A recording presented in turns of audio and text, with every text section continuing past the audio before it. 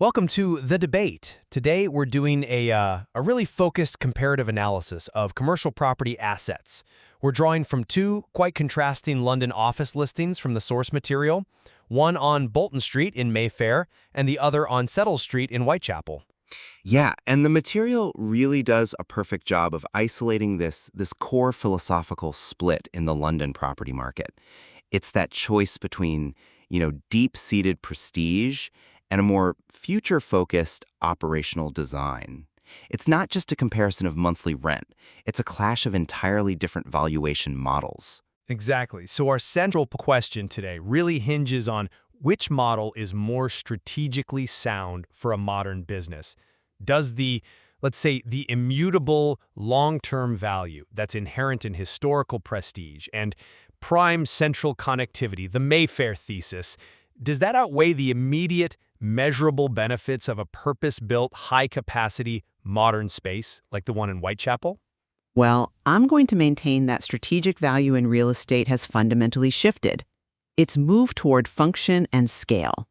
So I'll be arguing that the measurable efficiencies, the scalability, and the better operational experience offered by the Settle Street property provide a superior and frankly more relevant foundation for today's occupiers. And I will argue for the intrinsic protected value of that W1 postcode.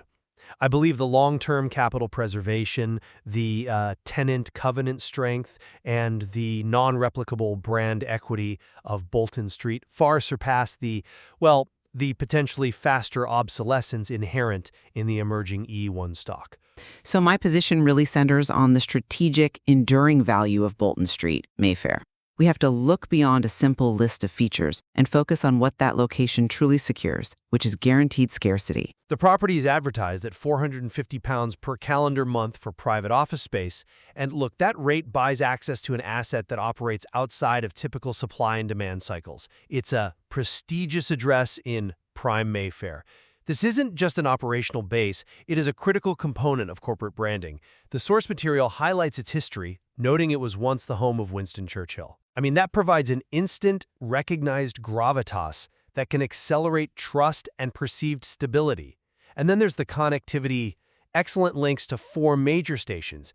It establishes an undeniable, fixed strategic hub. For a specialized firm, the investment in this fixed commodity, this unchangeable scarcity, delivers brand equity that far exceeds the cost of the physical space itself. Okay, that's a compelling argument for historical pedigree. I'll give you that. But history alone doesn't meet the demands of a modern workforce. I'm coming at this from the perspective of operational resilience and effective occupancy cost. The Settle Street property in Whitechapel, at £500 a month, is explicitly designed for the demands of today's occupiers.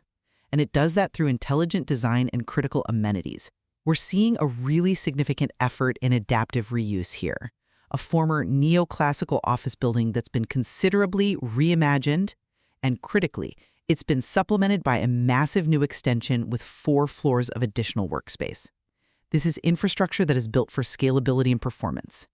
The functional superiority is, it's extensive. The material lists air conditioning, bike racks, breakout areas, office cleaning, and office furniture. That slightly higher monthly fee is justifiable because it substantially reduces the tenant's required capital expenditure. It's not just an office, it's a turnkey solution for high capacity. It's targeting 24 to 36 desk layouts, offering a measurable return on investment through reduced operational friction. Right, so let's delve deeper into that core financial metric, cost versus genuine utility, and scale. I'm sorry, but I just don't buy the proposition that Mayfair offers equivalent value when you actually analyze the total effective cost per employee. Settle Street, at £500 PCM, it targets scalable floors and it bundles in all those critical features, furniture, cleaning, aircon, which significantly de-risks the tenant's entry cost.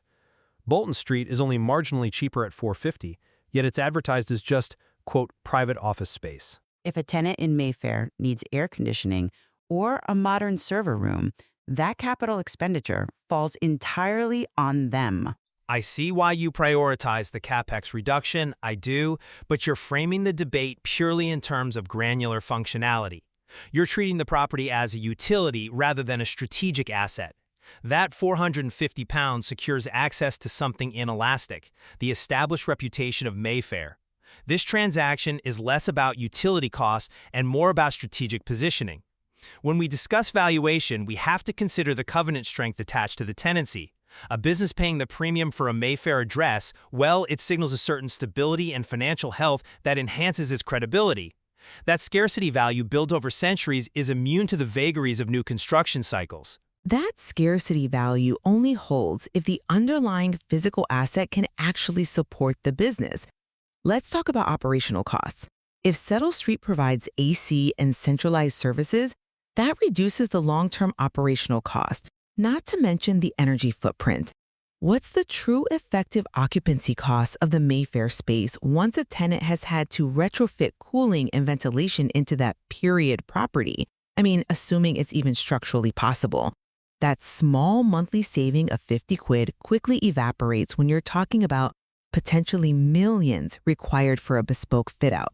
You're asking tenants to invest their own CapEx into an older asset they don't even own just to achieve basic modern comfort. I will grant you that the lack of specified modern amenities like AC in the Mayfair listing is a clear operational trade-off. However, this is often a deliberate choice. It appeals to tenants who demand absolute bespoke control over their own environment. Many high-value tenants actually prefer to manage their own fit-out to proprietary standards. They might even see a centralized HVAC system as a limitation, not a benefit. Furthermore, the pricing structure for W1 is less about cost per square foot and more about the premium per access to the location, reflecting the guaranteed stability of that asset's value.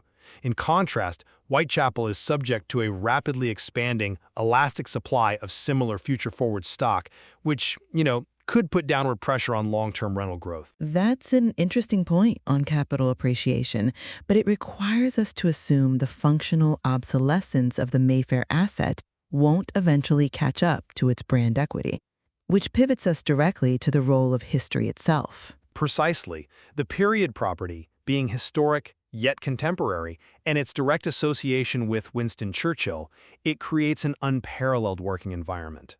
The history offers an institutional gravitas that modern purpose-built assets simply cannot replicate. It creates a unique selling proposition for attracting a certain type of discerning talent and, of course, clients who value tradition. I'm not entirely convinced by that, because you're measuring history as a static asset. You're ignoring the architectural challenge of adaptive reuse. Settle Street tackled this head-on. They preserved the unique past of the neoclassical building, but they understood that its survival demanded modernization. So they didn't just polish the old structure, they built a comprehensive 4-floor extension. And this isn't just aesthetic modernization. It allows for far greater floor plate efficiency and better light than the compartmentalized structure you typically find in older Mayfair properties. But that floor plate efficiency comes with a loss of character. The Bolt Street offices are described as bright offices within a structure that maintains architectural integrity and a scale that's suitable for smaller, high-end organizations that don't need 36 desks per floor.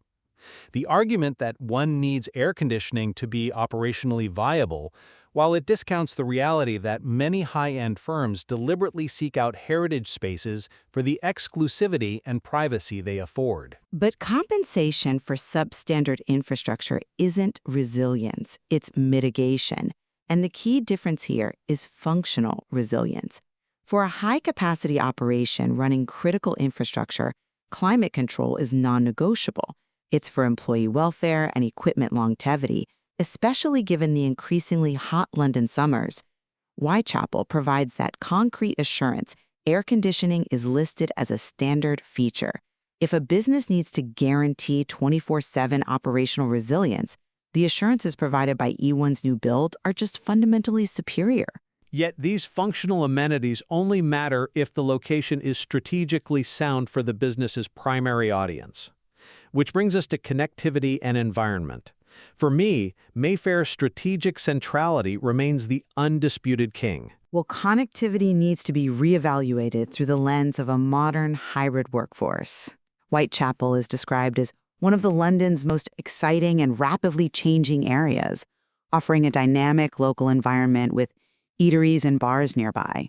This ecosystem attracts a modern talent pool. Creative, tech, scaling professional services, who value that local experience and dynamism over simply being adjacent to the most established banking headquarters.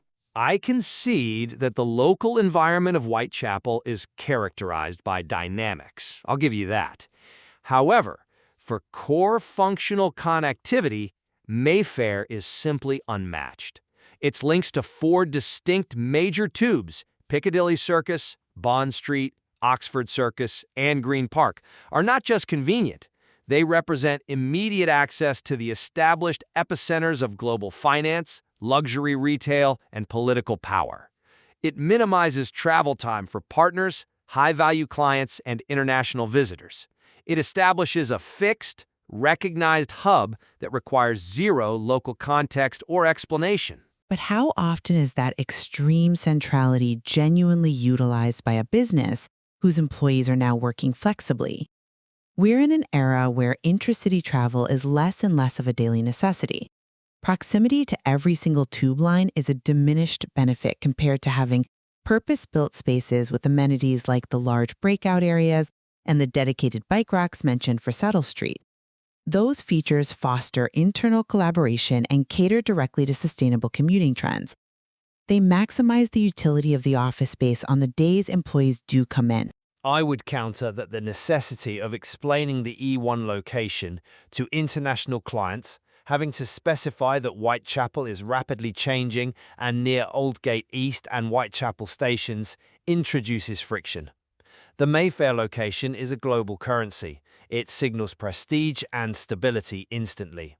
While Whitecappel relies on 2 local stations, Mayfair guarantees a fundamental strategic advantage for client-facing organizations. That guaranteed accessibility is, for many, the ultimate hedge against market uncertainty. And that hedge comes with a certainty of a functionally outdated building stack. We're forced back to the central trade-off: security through reputation versus performance through functionality. Precisely, and the market price reflects that exact differential. So to summarize, I maintain that the intrinsic value of this commercial property is defined not by a list of amenities, but by its strategic long-term economic attributes. The core value resides in the scarcity of the location, the strength of the brand equity, and the unmatched connectivity. The Bolton Street property is purchasing a critical piece of brand infrastructure and guaranteeing long-term capital preservation. The Saddle Street location provides a superior, dedicated, and functionally optimized solution for the actual occupiers. It intelligently balances historical recognition with essential operational necessities like air conditioning, proper breakout areas, and reduced CapEx. For businesses that prioritize scalability, employee comfort, and operational efficiency, the Whitecappel investment, despite its slightly higher price tag, offers measurably superior long-term utility. So we fundamentally disagree on whether brand positioning or functional efficiency is the primary driver of value for a tenancy in this specific comparison. Indeed. The source material does an excellent job of illuminating the fundamental trade-offs in the commercial property market. It's that profound decision between investing in historical brand equity and market scarcity versus optimized operational modernity and the scalable physical plant. Leaving the sophisticated listener to weigh these distinct values and decide where the most prudent investment really lies for their own strategic purposes.